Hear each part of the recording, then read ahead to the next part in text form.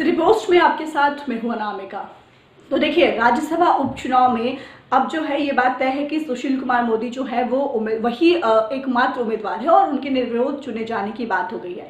पूर्व केंद्रीय मंत्री रामविलास पासवान के निधन से ये सीट खाली हुई है। ये सब हम सभी लोग जानते हैं कि बिहार में होने वाले जो राज्यसभा उपचुनाव में अब नामांकन की अंतिम तारीख जो है बीत जाने के बावजूद आरजेडी के तरफ से कोई भी उम्मीदवार नहीं आया, कोई भी उम्मीदवार नहीं बनाया गया। अब इस पूरे मामले को लेकर के बिहार में जो सियासत है वो फिर से एक बार गर्मा गई है। वैसे पार्टी के नेता कह रहे हैं कि वो इस उपचुनाव में भाजपा नेता सुशील कुमार मोदी के खिलाफ अपना उम्मीदवार जो है खड़ा ही नहीं करना चाहती थी। हालांकि देखिए, पहले बात कुछ और थी, लेकिन पॉलिटिक्स से तो बात पलट गई।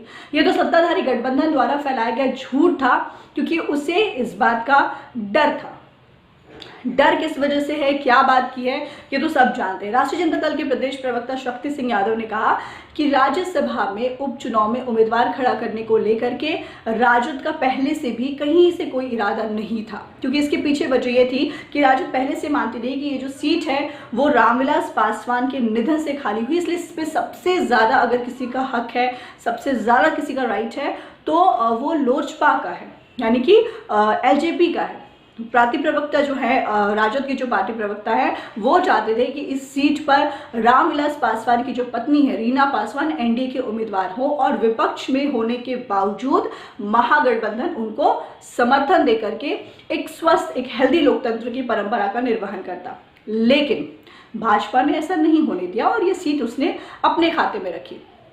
तो पहले से आरजेडी क्या बात कर रही थी और अब चूंकि कोई भी उम्मीदवार नहीं खड़ा हुआ तो आरजेडी की बात पलट गई। शक्ति सिंह यादव ने कहा कि राजद द्वारा राज्यसभा सीट के लिए अपना उम्मीदवार खड़ा करने को लेकर के आधिकारिक तौर पर अभी तक, यानी कि ऑफिशियली अभी तक कोई बात नहीं की गई है। एनडीए के लोगों द्वारा इस मामले को लेकर के कई तरह के कयास भले ही लगाए जा रहे थे, लेकिन राजद ने जो गहन मंथन किया था वो केवल और केवल रीना पासवान को समर्थन देने तक ही सीमित था। रीना पासवान जो कि रामविलास पासवान की पत्नी है।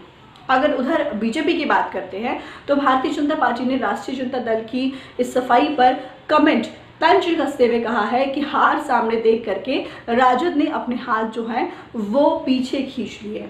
प्रदेश प्रवक्ता संजय टाइगर की माने तो जिस तरीके से बिहार विधानसभा अध्यक्ष के लिए जिद पर अड़े महागठबंधन ने अपनी फजीहत करवाई, वैसे में महागठबंधन एक बड़ा घटक दल राजद इतनी जल्दी फिर से अपनी किरकिरी नहीं होने देना चाहता था, लिहाजा उसने उम्मीदवार खड़ा नहीं किया।